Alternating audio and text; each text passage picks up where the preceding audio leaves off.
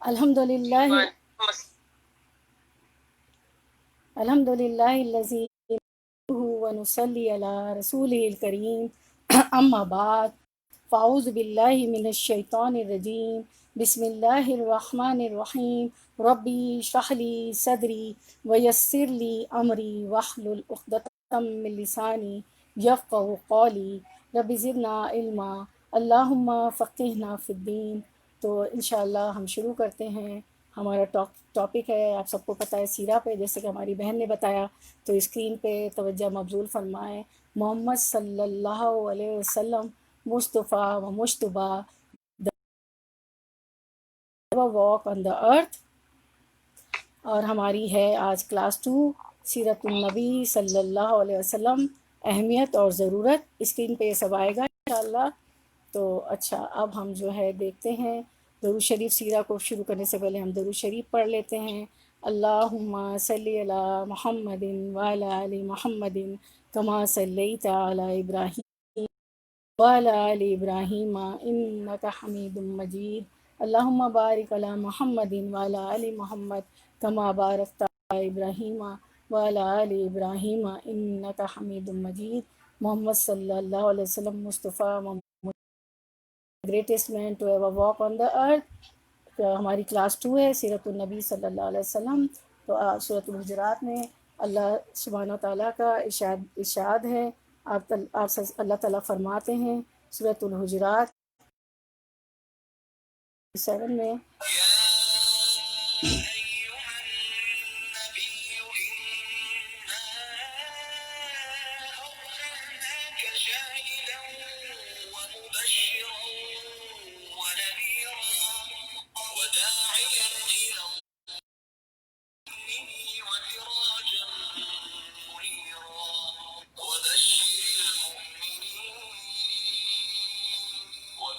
ہم نے تم کو گواہی دینے والا اور خوشخبری سنانے اور ڈرانے والا بنا کر بھیجا ہے، بشیر و نذیرہ، اللہ تعالیٰ کی طرف بلانے والا اور چراغ روشن، سراج منیرہ، اور مومنوں کو خوشخبری سنا دو کہ ان کے لیے اللہ تعالیٰ کی طرف سے بڑا فضل ہوگا۔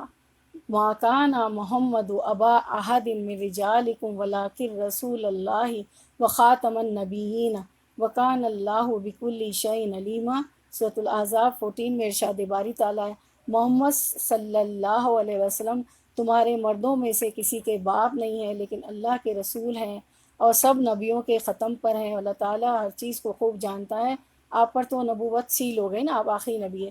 تو میری بہنوں، ہمارا آج کا ٹاپک جو سیرت پہ، اس میں ہم کور کریں گے سیرت کے معنی کیا ہیں۔ آپ اسکرین پہ آئے گا، سیرت کے معنی کیا ہے، سیرت پڑھنا ہماری ضرورت ہے۔ اسلام سے پہلے عرب کے حالات، عربوں کی تاریخ، اسلام سے پہلے دنیا کے مختلف مذاہب، اسلام سے پہلے عرب میں خاندان، حسب و نسب اتنے اچھے ہیں کہ انسان، جو آپ کو پتہ ہے نا کہ ہسٹری پڑھ کے تو ایک سٹوری ہمیں پتہ چلتی جاتی ہے کہ کیسے حالات تھے، کیا مذاہب تھے، اور کیا آپ سسم کے جو حسب نسب تھا، آپ کے جد امجد اور سب وغیرہ۔ تو انشاءاللہ یہ ہمارے ٹاپک ہیں۔ تو اللہ تعالیٰ ہمارے وقت میں انشاءاللہ برکت دے گا، ان سب کو ہم کور کریں گے انشاءاللہ۔ تو ہم دیکھتے ہیں کہ سیرت سیرت جو ہے عربی زبان کا لفظ ہے، جس کا معنی ہوتا ہے راستہ۔ سارا یسیرو سیر، سارا کا مطلب ہوتا ہے چلنا، سارا یسیرو سیر یعنی ٹو واک، ٹھیک ہے، ٹو واک۔ ابھی میں سیرت کا معنی طریقہ، تو سیرت النبی کا مطلب ہوا نبی صلی اللہ علیہ وسلم کا طریقہ، اور ڈکشنری میں عام طور پہ سیرت کا جو معنی کیا جاتا ہے وہ کیا ہوتا ہے، way of life, attitude, life history, biography. تو اس کے معنی ہیں، اور یہ سیرت یا بایوگرافی کسی کی بھی ہو سکتی ہے۔ مثلا سیرت ابی بکر بھی کہلائی جا سکتی ہے، لیکن نبی صلی اللہ علیہ وسلم کے لیے یہ لفظ اتنا زیادہ استعمال ہوا ہے سیرت کا، کہ اب لفظ سیرت آتے ہی ہمارے ذہن میں ایک ہی چیز میری بہنوں آتی ہے، اور وہ ہے رسول اللہ صلی اللہ علیہ وسلم کی سیرت، یعنی کہ آپ کا طریقہ زندگی، آپ کا لائف اسٹائل، حیابی، آپ کے اقوال، آپ کے افعال، آپ کی صفات، آپ کی عادات، آپ کے شمائل، یعنی خلق اور خلق۔ یعنی آپ کا حال حلیہ اور آپ کے اخلاق جن کو ملا شمائل کہا جاتا ہے. تو شمائل جو ہے شمیلتن کی جمع ہے، تربیت کو بھی کہتے ہیں. تو سیرت ان سب چیزوں پر مبنی ہے. ٹھیک ہے. تو اب آپ دیکھیں سیرت کے معنی، سیرہ کا لفظ سارا یسیر سیرن سے ہے، جس کا معنی سفر کرنا، چلنا اور جانا ہے. اس کا اسم السیرہ ہے. اب آپ توجہ اپنی فرمائیں. سیرت کے معنی لفظ سیرت اہم شخصیات کی سوانح حیات کی واقعات کے بیان کے لیے بھی استعمال ہوتا رہا ہے. دوسرا اسکرین بھی شیئر کر دیں سیرت کے معنی کا. لفظ سیرت اب اصطلاحاً سیدنا رسول اللہ صلی اللہ علیہ وسلم کی مبارک زندگی کے جملہ حالات بیان کرنے کے لیے استعمال ہوتا ہے. پڑھنا ہمارے لیے کیوں ضروری ہے، سیرت کی اہمیت. ٹھیک ہے. سیرت کا مطالعہ اہم کیوں ہے، اس سے کیا فائدہ حاصل ہوگا. آپ سے کی ذات میں بہترین نمونہ ہے، اور یہ اللہ تعالیٰ کا حکم ہے. ارشاد باری تعالیٰ ہے لَقَدْ كَانَ فِي رَسُولِ اللَّهِ أُسْوَةٌ حَسَنَةٌ.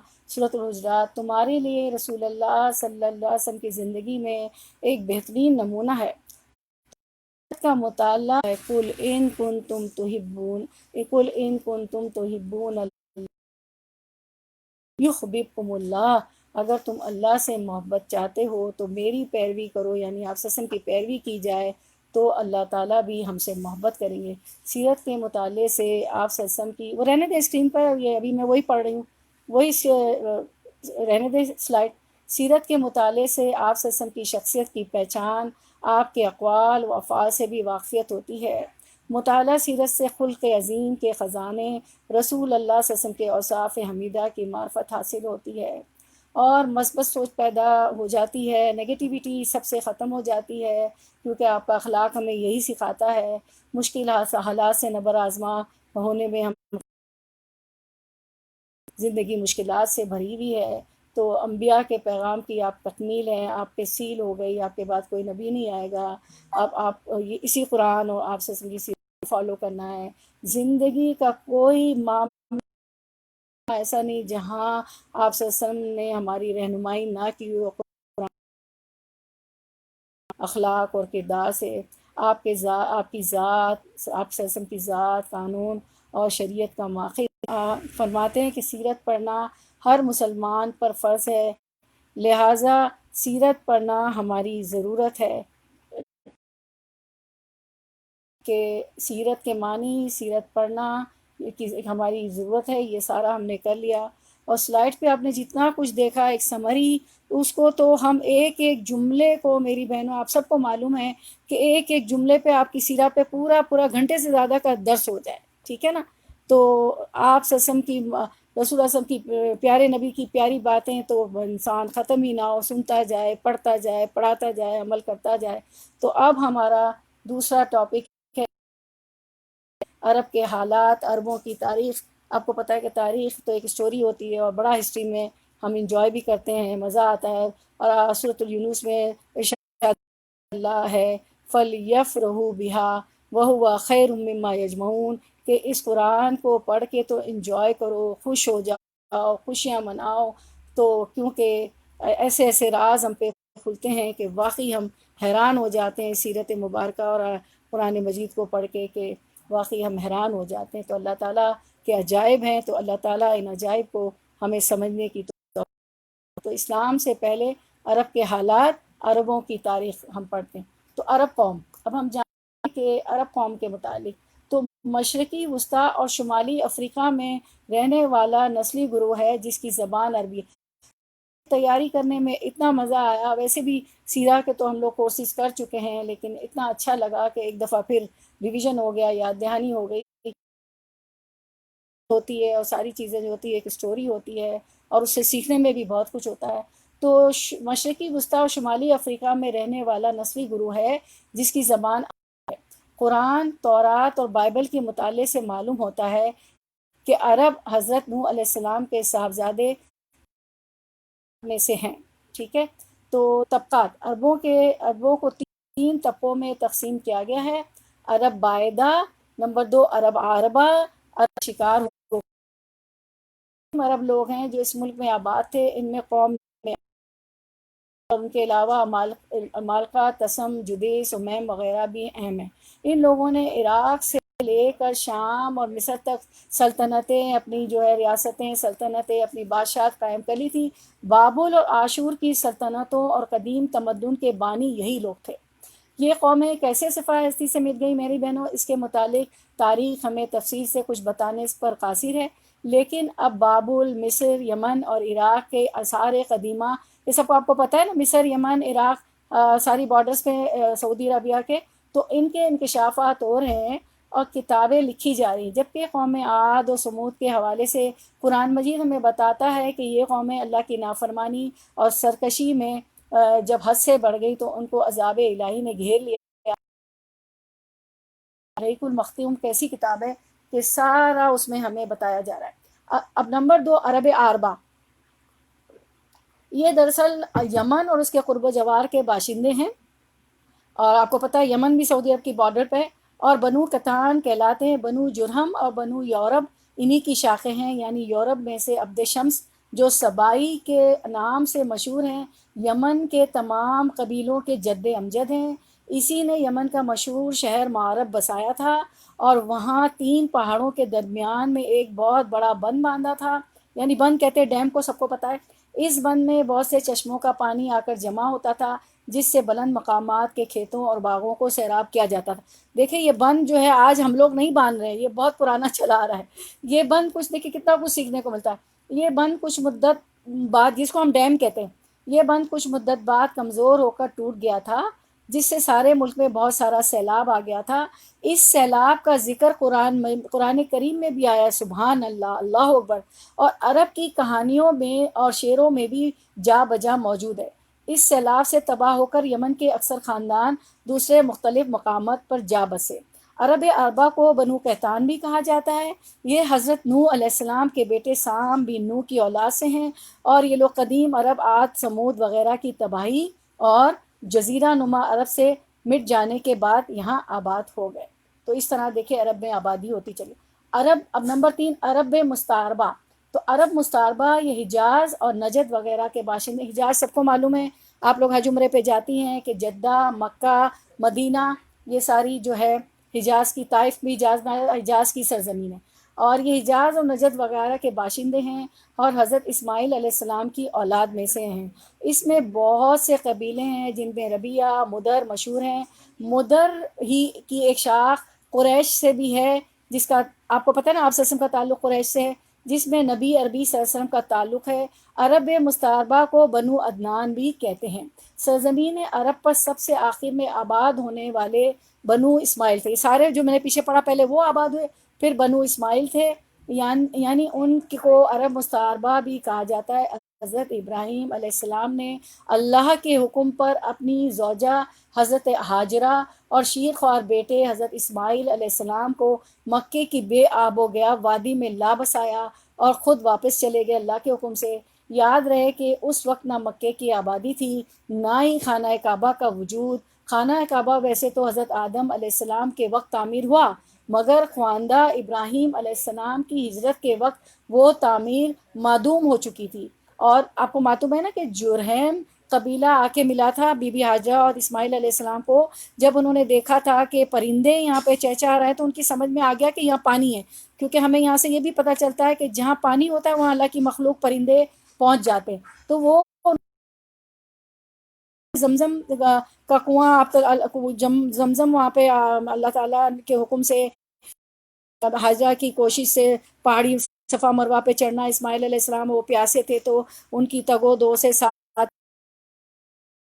بھی کر رہے ہوتے ہیں، انہی کی یاد میں اللہ تعالیٰ نے اس کو حج کا ایک رکن بنا دیا ہے۔ تو زمزم جو ہے وہاں پہ بی بی حاجرہ اسماعیل علیہ السلام کے لیے، تو ان کی سمجھ میں آ گیا تھا جرہم قبیلے کے پرندے، تو وہ یہاں کے آباد ہو گئے تھے۔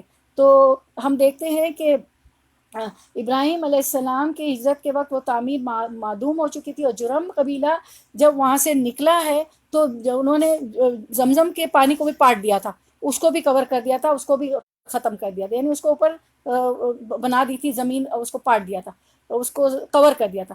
اور پھر بعد میں حضرت اسماعیل علیہ السلام کی عمر 15 سال کی تھی تو حضرت ابراہیم علیہ السلام مکے تشریف لائے تھے، اور دونوں باپ بیٹے نے مل کر اللہ کے حکم پر حضرت جبریل علیہ السلام کی رہنمائی اور نگرانی میں خانہ کعبہ کو اپنی بنیاد پر اثر نو تعمیر کیا، جن پر کبھی حضرت آدم علیہ السلام جن پر کبھی آدم علیہ السلام نے بنایا تھا۔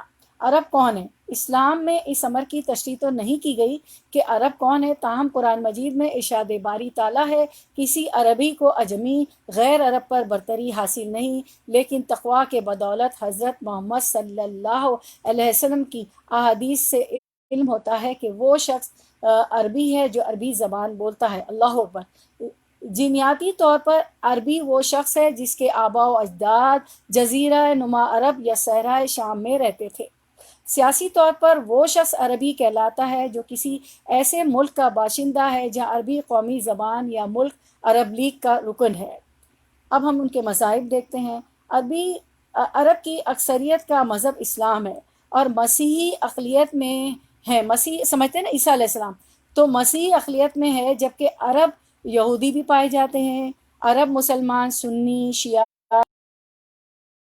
اور دیگر فرقوں سے تعلق رکھتے ہیں، جیسے ہم اردو اسپیکنگ، اور جو ہے عرب کے علاوہ جتنے اجمی لوگ ہیں، ہم لوگ جتنے ہمارے فرقے، وہی چیز عرب میں بھی۔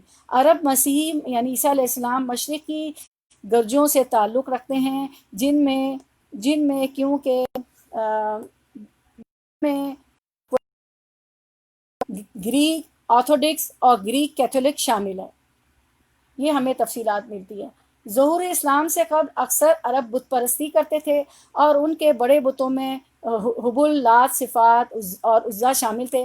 چند قبائل مسیحیت اور یہودیت کو مانتے تھے، تاہم چند کہ ابراہیم علیہ السلام کو آپ آیتیں پڑھتی ہیں، ابراہیم حنیفہ، اللہ تعالیٰ نے ہمیشہ قرآن میں فرمایا کہ ابراہیم حنیف تھے اور یکسو تھے، تو وہ کیا کہلاتے تھے اپنے آپ کو، اور یہودیت کو مانتے تھے، تاہم چند حنیف بھی تھے جو توحید کے قائل تھے، یعنی کہ ابراہیم علیہ السلام کے دین پر تھے۔ آج کل لیکن انہوں نے بدل دیا تھا۔ آج کل عربوں کی اکثریت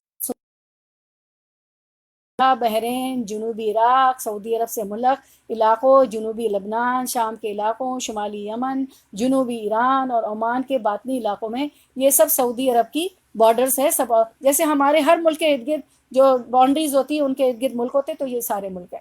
اچھا، اب اسلام سے پہلے عرب کے حالات، عربوں کی تاریخ ہم نے دیکھی۔ اب ہم دیکھیں گے اسلام سے پہلے دنیا کے مختلف مذاہب۔ وہ والا اسکرین پہ لا دیں، اس میں سب کو پتہ ہے میری بہنوں 360 سے زیادہ اقسام اور مختلف شکل و صورت کے بت رکھے ہوئے تھے، اور کوئی قبیلہ ایسا نہ تھا جس کا بت وہاں موجود نہ ہو۔ حج کے زمانے میں ہر قبیلے کے لوگ اپنے بت کے سامنے کھڑے ہوتے، اس کی پوجا کرتے، اس کو اچھے ناموں سے پکارتے تھے۔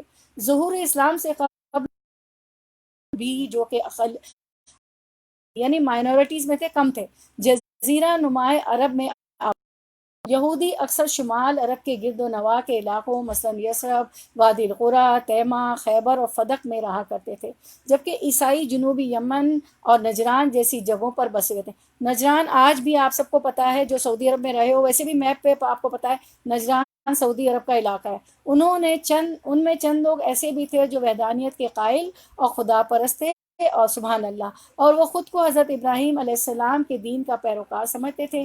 مورخین نے، ہسٹورینز نے ان لوگوں کو حنفاء کے نام سے یاد کیا ہے، کیونکہ قرآن میں آپ پڑھتے ہیں ابراہیم علیہ السلام کو حنیف کہا گیا، اس لیے وہ حنفاء کہلاتے ہیں۔ جب پیغمبر اسلام حضرت محمد صلی اللہ، اب یہاں سے دیکھیں، غور کیجئے، جب پیغمبر اسلام حضرت محمد مصطفیٰ صلی اللہ علیہ وسلم، مجھے معلوم ہے آپ سب لوگ صلی اللہ علیہ وسلم کہتی ہوں گی، کیونکہ یہ چھوٹا درود ہے، اور ایک درود پہ پڑھنے پہ 10 رحمتیں نازل ہوتی ہیں۔ تو آپ وسلم پر جب وہی نازل ہوئی، اس وقت عرب میں موجود مذہب کی جو حالات اور کیفیات تھی، اسے امیر المومنین حضرت علی رضی اللہ نے اس طرح بیان فرمایا ہے کہ حضرت علی فرماتے ہیں کہ اس زمانے میں لوگ مختلف مذاہب کے ماننے والے تھے، ان کے افکار ایک دوسرے کے مخالف اور طور طریقے مختلف تھے۔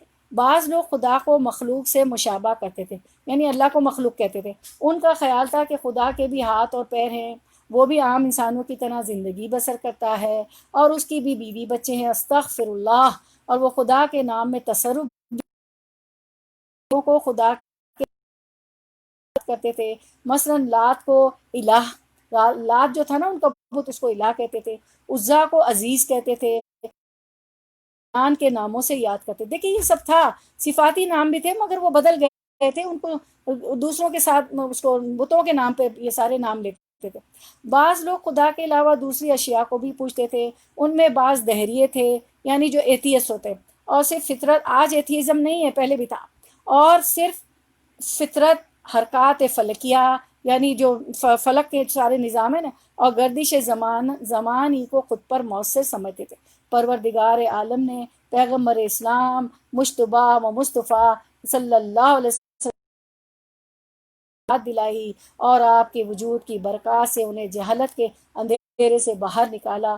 جب ہم بت پرستوں کے گناہ و عقائد کا مطالعہ کرتے ہیں، لیتے ہیں،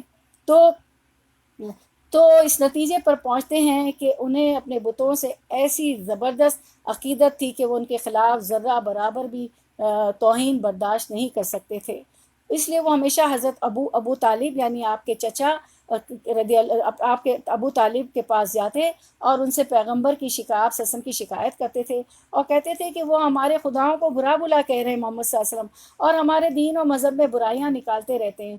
وہ لوگ وجود خدائے مطلق اور پروردگار معتقد کے قائل تو تھے، اور اللہ کے نام سے اسے یاد تو کرتے تھے، مگر اس کے ساتھ ہی وہ بتوں کو پاکیزگی کا مظہر اور انہیں قابل پرستش سمجھتے تھے. وہ اچھی طرح جانتے تھے کہ یہ بت ان کے معبود تو ہیں مگر ان کے خالق نہیں. چنانچہ یہی وجہ تھی کہ جب رسول اللہ صلی اللہ علیہ یعنی کہ وحی آنے کے بعد، تو یہ وہ ثابت نہیں کرتے تھے کہ خداوند عالم ان کا خالق ہے، بلکہ ثبوت و دلائل کے ساتھ یہ فرماتے تھے کہ خدا مطلق واحد ہے اور ان کے بنائے ہوئے معبودوں کی حیثیت و حقیقت کچھ بھی نہیں ہے، مگر پھر بھی وہ شرک میں مبتلا تھے اور جو ہے خدائی صفات سے ان کو متصف کرتے تھے. اب ہم نے کر لیا اسلام سے پہلے دنیا کے مختلف مذاہب، تصور دین و تصور مذہب. اب ہم دیکھتے ہیں اسلام سے پہلے عرب میں خاندان، حسب و نسب کی اہمیت. آپ سب کو معلوم ہے کہ عرب میں یہ نہیں دیکھا جاتا تھا کون کتنا امیر ہے، کس کے پاس کتنا پیسہ ہے. حسب اور نسب کی بڑی اہمیت تھی، ہم سب جانتے ہیں. تو ہم دیکھتے ہیں اسلام سے پہلے عرب میں خاندان، حسب و نسب کی اہمیت، تو دیکھتے ہیں کہ کیا اہمیت تھی. تو اس میں سارا آ جائے گا آپ سسم سے کہ اب جد امجد، آپ کے سسم کے دادا پردادا وغیرہ. تو ہم دیکھتے ہیں انشاءاللہ. تو خاندان نبوت نسب، نبی صلی اللہ علیہ وسلم کا سلسلہ نسب 3 حصوں پر تقسیم کیا جاتا ہے. ایک حصہ جس کو کہا جاتا ہے، جس پر سب کا اتفاق ہے کہ یہ عدنان تک منتہا ہو گیا، اور یہ عدنان سے اوپر ابراہیم علیہ السلام تک جاتا ہے. یہ حضرت ابراہیم علیہ السلام سے اوپر حضرت آدم علیہ السلام تک چلا جاتا ہے آپ کا نسب.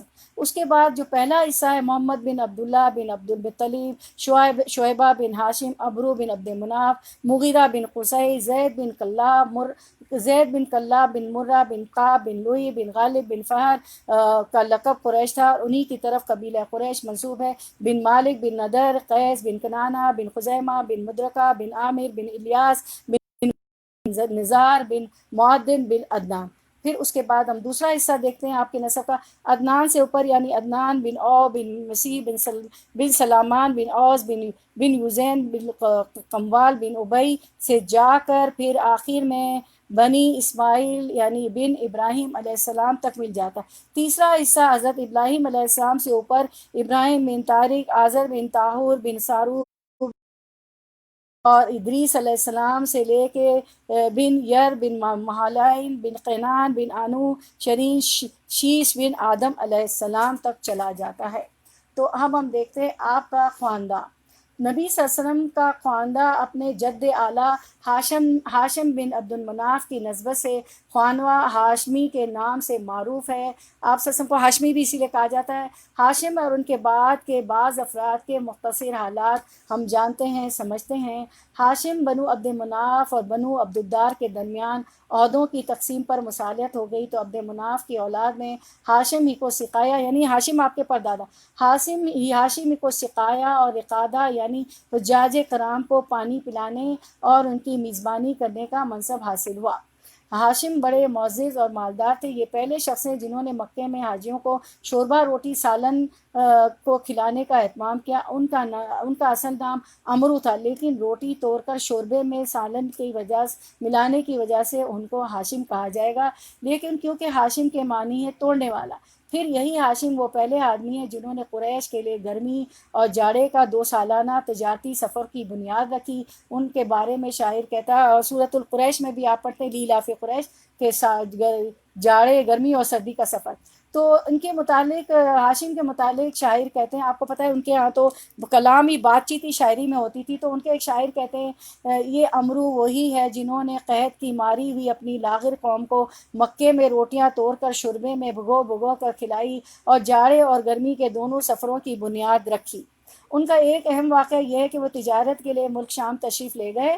ہاشم جو ہے راستے میں مدینہ پہنچے تو وہاں قبیلے بنی نجار کی ایک خاتون سلمہ بنت امرو سے شادی کر لی، اور کچھ، اس کو غور سے سنیں میری بہنوں، اور کچھ دنوں میں وہیں ٹھہرے رہے۔ پھر بیوی کو حالت حمل میں میکے میں چھوڑ کر ملک شام روانہ ہو گئے اور وہاں جا کر فلسطین کے شہر غزہ میں انتقال کر گئے۔ ادھر سلمہ کے بطن سے بچہ پیدا ہوا، 497 عیسوی کی بات ہے۔ چونکہ بچے کے سر کے بالوں میں سفیدی تھی، یعنی ان کے بال سفید تھے، اس لیے سلمہ نے ان کا نام شیبہ رکھا۔ اور آپ کو پتہ ہے عربی میں شیبہ بزرگ کو کہتے ہیں، تو جن کے بال سفید ہوتے ہیں وہ بزرگ ہوتے ہیں۔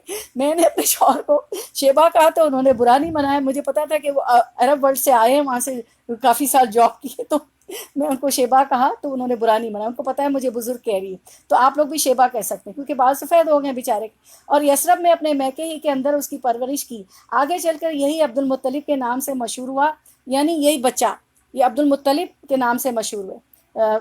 عرصے تک خاندان ہاشم کے کسی آدمی کو اس کے وجود کا علم نہ تھا کہ عبد المطلب جو ہے پیدا ہو گئے، ہاشم وہاں پہ شادی کی تھی۔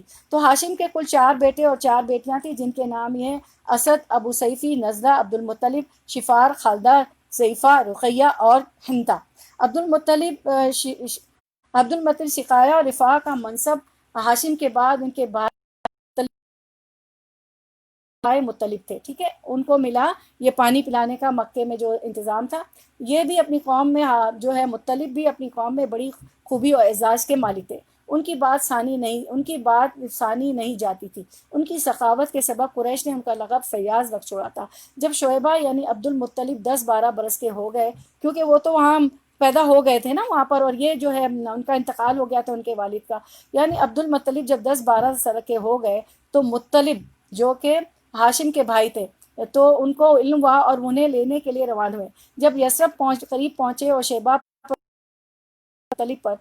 پر نظر پڑی تو اشبار ہو گئے، انہیں سینے سے لگا لیا اور اپنی سواری پر پیچھے بٹھا کر مکے کے لیے روانہ ہو گئے۔ دیکھیں، یعنی جب ان کو پتہ چلا کہ ایک میرے بھائی کا بچہ بھی ہے تو ان کو لے کے آ گئے، مگر ان کو شیبہ کہتے تھے نا بال سفید ہونے کے، یہی عبد المطلب تھے، مگر شیبہ نے ماں کی اجازت کے بغیر ساتھ جانے سے انکار کر دیا۔ اس سے مطلب نے ان کی ماں سے اجازت کی طالب ہوئے، مگر ماں نے اجازت نہ دی۔ آخر مطلب نے کہا کہ یہ اپنے والد کی حکومت، یعنی وہاں پہ حکومت تھی، میرا بھتیجا ہے، یعنی میرے بھائی ہاشم کا لڑکا ہے، کیونکہ ہاشم کا تو انتقال ہو گیا تھا، تو یہ ان کے بھائی تھے۔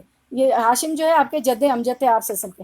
پھر شیبہ نے مطلب کے پاس پرورش پائی اور جوان ہوئے۔ اس کے بعد مقام رومان یمن میں مطلب کی وفات ہو گئی، یعنی اب ان کے چچا جو ہے انتقال ہو گئے، اور ان کو چھوڑے ہوئے مطلب کو مناصب جتنے تھے خانہ کعبہ کے عبد المطلب کو حاصل ہوئے۔ عبد المطلب نے اپنی، یعنی آپ سب کے دادا عبد المطلب نے اپنی قوم میں اس قدر شرف و اعزاز حاصل کیا، اور ہاشم تو تھے آپ کے پردادا تھے، تو عبد المطلب نے اپنی قوم میں اس قدر شرف و اعزاز حاصل کیا کہ ان کے آباء و اجداد میں بھی کوئی اس مقام کو نہ پہنچ سکا تھا۔ قوم نے انہیں دل سے چاہا، ان کی بڑی عزت و قدر کی۔ جب مطلب کی وفات ہو گئی تو نوفل نے عبد المطلب کے صحن پر، یعنی مطلب آپ کے چچا اور عبد المطلب ان کے بھتیجے، یعنی آپ سسم کے عبد المطلب جو دادا تھے، تو عبد المطلب کے صحن پر غازبانہ قبضہ کر لیا۔ عبد المطلب نے قریش کے لوگوں سے اپنے چچا کے خلاف مدد چاہی، لیکن انہوں نے یہ کہہ کر معذرت کر دی کہ ہم تمہارے اور تمہارے چچا کے درمیان جو ہے، نوفل جو تھے ان کے چچا تھے، تو انہوں نے کہا کہ تمہارے چچا کے درمیان دخل نہیں دے سکتے۔ آخر عبد المطلب نے نجار میں اپنے ماموں کو کچھ اشعار لکھ بھیجے، شاعری کا بڑا اثر ہوتا تھا کیونکہ ان کی بات ہی شاعری میں ہوتی تھی عربوں کی، جس میں ان سے مدد کی درخواست کی۔ جواب میں ان کے ماموں ابو سعد بن ادئی 80 سوار لے کر روانہ ہوئے اور مکے کے قریب بتھا میں اترا۔ عبد المطلب نے وہیں ملاقات کی اور کہا ماموں جان گھر تشریف لے جائیں۔ ابو سعد نے کہا نہیں، خدا کی قسم، یہاں تک کہ نوفل سے مل لوں۔ نوفل نے جو ہے ان کا سارا مال غصب کر لیا تھا نا عبد المطلب کا، ان کے نوفل ان کے چچا تھے، تو ماموں نے آ کے مدد کی۔ اس کے بعد ابو سعد آگے بڑھے اور نوفل کے سر پر آن کھڑا ہوا۔ نوفل حتیم میں مشائخ قریش کے ہمراہ بیٹھا تھا۔ دیکھیں یہ لوگ بیٹھتے بھی تھے، آپ کو پتہ ہے نا، حتیم کا حصہ جو گول سا حصہ ہے خانہ کعبہ کے گرد، تو وہاں یہ بیٹھا ہوا تھا۔ ابو سعد نے تلوار بے نیام کرتے ہوئے کہا، ابو سعد چچا تھے نا عبد المطلب کے، اس گھر کے رب کی قسم اگر تم نے میرے بھانجے کی زمین واپس نہ کی تو یہ تلوار تمہارے اندر پیوست کر دوں گا۔ نوفل نے کہا اچھا ابو، اچھا لو میں نے واپس کر دی۔ اس پر ابو سعد مشائخ قریش کو گواہ بنایا، پھر عبد المطلب کے گھر گیا اور 3 روز مقیم رہ کر عمرہ کرنے کے بعد مدینہ واپس چلا گیا۔ انہوں نے عمرے کی بھی کیفیات بدل دی تھی، ننگا عمرہ کرتے تھے، یعنی اس دین ابراہیم کو بدل کے رکھ دیا تھا۔ اس واقعے کے بعد نوفل نے بنی ہاشم کے خلاف بنی عبد شمس سے باہمی تعاون کا عہد و پیمان کیا۔ ادھر بنو خزاع نے دیکھا کہ بنو نجار نے عبد المطلب کی اس طرح مدد کی ہے تو کہنے لگے کہ عبد المطلب جس طرح تمہاری اولاد ہے ہماری بھی اولاد ہے، لہٰذا ہم پر اس کی مدد کا حق زیادہ ہے۔ اس کی وجہ یہ تھی کہ عبد مناف کی ماں قبیلہ خزاع ہی سے تعلق رکھتی تھی، چنانچہ بنو خزاع نے دار الندوہ میں جا کر عبد شمس اور بنو نوافل کے خلاف، جیسے ہمارے کلبز ہوتے ہیں، میٹنگ پلیسز ہوتی، تو دار الندوہ ہوتا تھا، تو عبد اور کسی صورت میں بھی ندوہ کا لفظ ہے نا، سب کو معلوم ہے چھوٹی صورتوں میں۔ دار الندوہ میں جا کر بنو عبد شمس اور بنو نوفل کے خلاف بنو ہاشم سے تعاون کا عہد و پیمان کیا۔ یہی پیمان تھا جو آگے چل کر اسلامی دور میں فتح مکہ کا سبب بنا، اور اب ہم اس کی تفصیلات دیکھتے ہیں۔ بیت اللہ کے تعلق سے عبد المطلب کے ساتھ 2 اہم واقعات پیش آئے، ایک چائے زمزم کی خدائی کا واقعہ، دوسرے اصحاب فیل کا واقعہ۔ یہ ان کی تاریخ میں بہت اہمیت رکھتا ہے، آپ وسلم کے جد امجد کے حسب نسب میں۔ تو اب ہم اس کو دیکھتے ہیں، چائے زمزم کی خدائی۔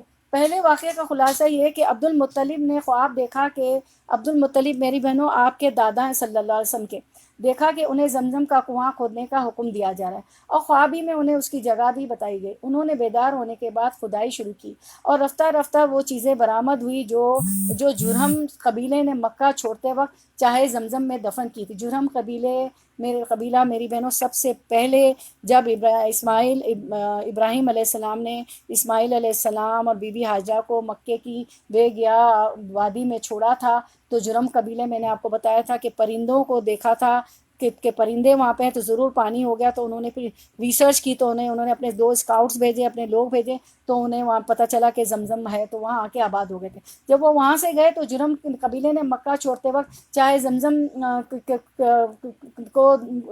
چاہے زمزم میں ساری چیزیں دفن کر دی، یعنی تلواریں، زریں اور سونے کے 2 ہرن۔ عبد المطلب نے تلواروں سے کعبے کا دروازہ ڈھالا، سونے کے 2 ہرن بھی دروازے ہی میں فٹ کیے اور حاجیوں کو زمزم پلانے کا بندوبست کیا۔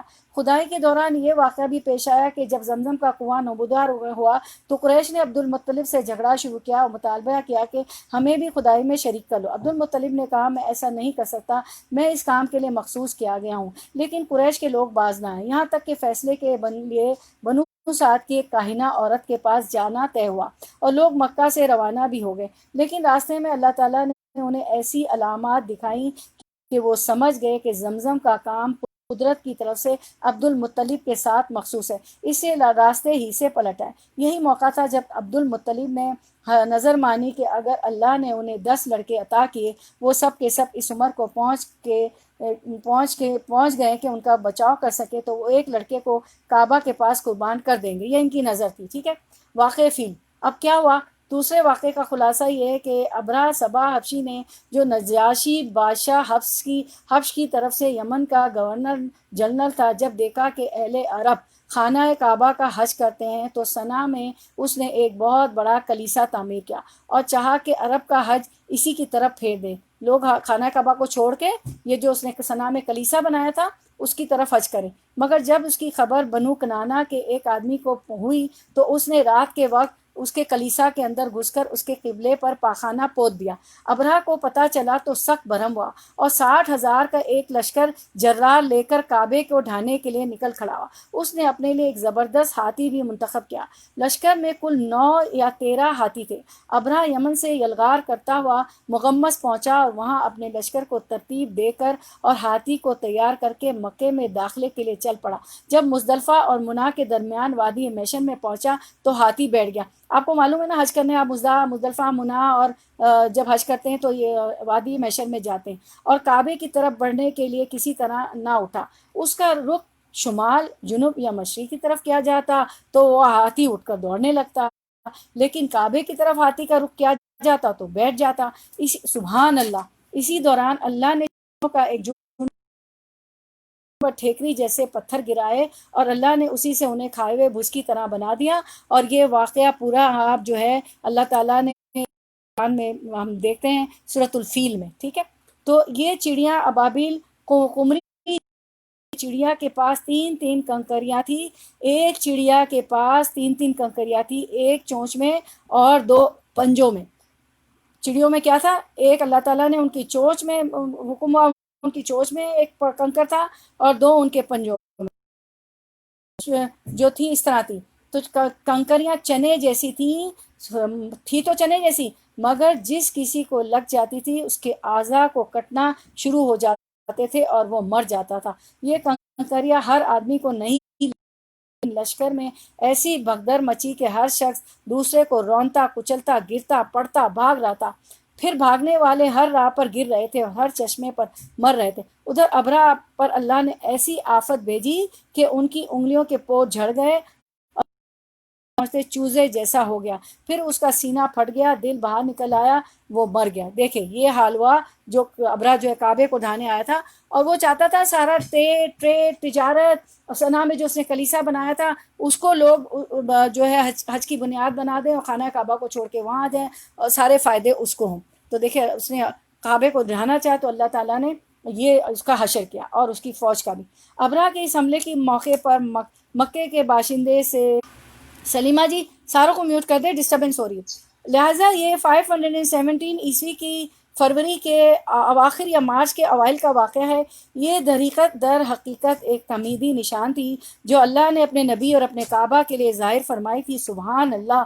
اللہ اکبر! سب لوگ بولے اللہ اکبر، کیونکہ آپ بیت المقدس کو دیکھیے کہ اپنے دور میں جی آپ اپنے آپ کو انمیوٹ کریں۔ اچھا میں کہاں سے پڑھوں؟ کہاں سے میوٹ ہو گئی میں؟ کہاں سے میوٹ ہو؟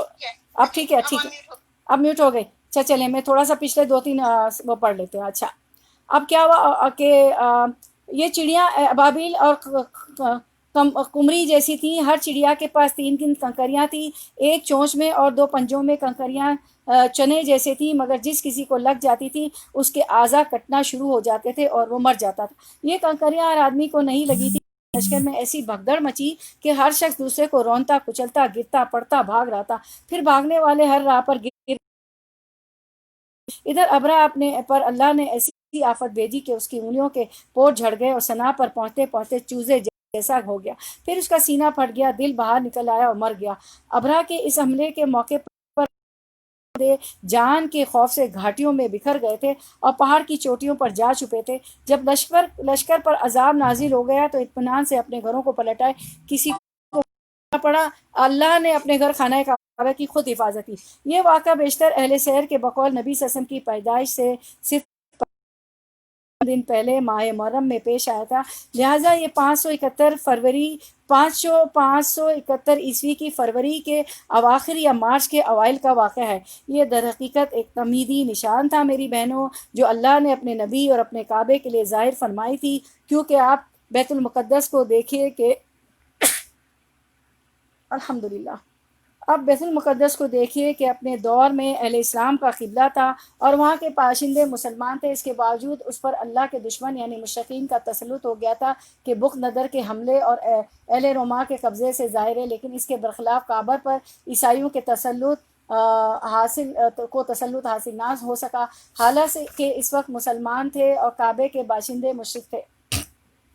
پھر یہ واقعہ ایسے حالات میں پیش آیا کہ اس کی خبر اس وقت کی تمدن دنیا کے بیشتر علاقوں روم فارس آنن فانن پہنچ گئی، اور حبشہ کے رومیوں کا سے بڑا گہرا تعلق تھا، اور دوسری طرف فارسیوں کے نظر رومیوں پر برابر رہتی تھی، اور رومیوں اور ان کے حلیفوں کے ساتھ پیش آنے والے واقعات کا برابر جائزہ لیتے رہتے تھے۔ یہی وجہ ہے کہ اس واقعے کے بعد اہل فارس نے نہایت تیزی سے یمن پر قبضہ کر لیا۔ اب چونکہ یہی دو حکومتیں اس وقت متمدن دنیا کے اہم حصے کی نمائندیاں تھیں، اس لیے اس واقعے کی وجہ سے دنیا کی نگاہیں خانہ کعبہ کی طرف متوجہ ہو گئیں۔ انہیں بیت اللہ کے شرف و عظمت کا ایک کھلا ہوا خدائی نشان دکھلائی پڑ گیا۔ یہ بات دلوں میں اچھی طرح بیٹھ گئی کہ اس گھر کو اللہ تعالیٰ نے تقدیس کے لیے منتخب کیا ہے، لہٰذا آئندہ یہاں کی آبادی سے کسی انسان کا دعویٰ نبوت کے ساتھ اٹھنا اس واقعے کے تقاضے کے عین مطابق ہوگا، اور اس خدائی حکمت کی تفسیر ہوگا جو عالم اسباب سے بالا تر طریقے پر اہل ایمان کے خلاف مشرکین کی مدد میں پوشیدہ تھی۔ عبد المطلب کے 10 بیٹے تھے، جن کا نام یہ ہے: حارث، زبیر، ابو طالب، عبداللہ، حمزہ، ابو لہب، ہداق، مخوم، صفا اور عباس۔ بعض نے کہا کہ 11 تھے۔ تو عبد المطلب یعنی آپ صلی اللہ علیہ وسلم کے دادا کی بیٹیاں 6 تھیں، اور پھر عبداللہ رسول اللہ صلی اللہ علیہ وسلم کے والد محترم تھے، وہ بھی عبد المطلب آپ کے بیٹے تھے۔ ان کی والدہ کا نام آپ صلی اللہ علیہ وسلم کی والدہ کا نام فاطمہ تھا، وہ عمرو بن عمرہ کی صاحبزادے تھی۔ عبد المطلب کی اولاد میں عبداللہ سب سے زیادہ یعنی آپ کے والد سب کے زیادہ خوبصورت، پاک دامن اور چہیتے بیٹے تھے، اور ذبیح کہلاتے تھے۔ ذبیح کہلانے کی وجہ یہ تھی کہ جب عبد المطلب کے ہاں لڑکوں کی تعداد پوری 10 ہو گئی اور وہ بچاؤ کرنے کے لائق ہو گئے، تو عبد المطلب نے اپنی نظر سے آگاہ کیا، سب نے بات مان لی۔ اس کے بعد عبد المطلب نے قسمت کے تیروں پر ان سب کے نام لکھے، اور حبل کی قیوم کے تیروں کو گردش نکالا، تو آپ صلی اللہ علیہ وسلم کے والد عبداللہ کے نام قرآن نکلا۔ عبد المطلب نے عبداللہ کا ہاتھ پکڑا اور چھری لے کر ذبح کرنے کے لیے خانہ کعبہ کے پاس لے گئے، لیکن قریش اور خصوصاً عبداللہ کے ننیال والے، آپ نے دیکھا نا ان کے ماموں بھی آ گئے تھے ان کو بچانے، ان کے ننیال والے یعنی بنو مخزوم، عبداللہ کے بھائی ابو طالب آڑے آ گئے۔ عبد المطلب نے کہا، تب میں اپنی نظر کیا کروں؟ انہوں نے مشورہ دیا کہ کسی خاتون عرافہ کے پاس جا کر حل دریافت کرے۔ عبد المطلب ایک عرافہ کے پاس گئے، اس نے کہا کہ عبداللہ اور 10 اونٹوں کے درمیان قرعہ اندازی کریں، اگر عبداللہ کے نام قرعہ نکلے تو مزید 10 اونٹ بڑھا دیں، اس طرح اونٹ بڑھاتے جائیں اور قرعہ اندازی کرتے جائیں یہاں تک کہ اللہ راضی ہو جائے، پھر اونٹوں کے نام قرعہ نکل آئے تو انہیں ذبح کر دیں۔ عبد المطلب نے واپس آ کر عبداللہ اور 10 اونٹوں کے درمیان قرعہ اندازی کی، مگر قرعہ عبداللہ کے نام نکلا۔ اس کے بعد وہ 10 اونٹ بڑھاتے گئے اور قرعہ اندازی کرتے گئے، مگر قرعہ عبداللہ کے نام ہی نکلتا رہا، یعنی آپ کے والد کے نام، یعنی ان کو ذبح کر دیں اونٹ کے اس کے بت کے نام پر، حبل کے نام پر۔ جب 100 اونٹ پورے ہو گئے تو قرعہ اونٹوں کے نام نکلا۔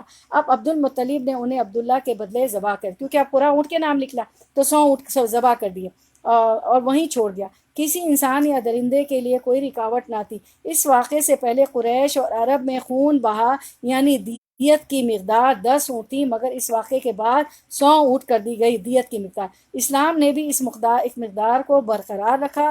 نبی صلی اللہ علیہ وسلم سے آپ کا یہ ارشاد مروی ہے کہ میں دو ذبیح کی اولاد ہوں، ایک حضرت اسماعیل اور دوسرے آپ کے والد عبداللہ، کیونکہ اسماعیل علیہ السلام کو بھی ذبح کیا تو اللہ تعالیٰ نے وہ بھیج دیا تھا دمبا، اور پھر اس طرح آپ کے والد کو بھی ذبح کرنا چاہا تھا آپ کے دادا نے، عبد المطلب نے، تو کیا ہوا تھا کہ پھر 100 اونٹ کی قربانی دے گئی۔ پورا واقعہ آپ کو میں نے پڑھ کے سنا دیا۔ عبد المطلب نے اپنے صاحبزادے عبداللہ کی شادی کے لیے حضرت آمنہ کا انتخاب کیا، جو وہب بن عبد مناف بن زہرہ بن کلاب کی صاحبزادے تھیں، اور نسب اور رتبے کے لحاظ سے قریش کی افضل ترین خاتون شمار ہوتی تھی۔ سبحان اللہ! ان کے والد نسب اور شرف دونوں حیثیت سے بنو زہرہ کے سردار تھے۔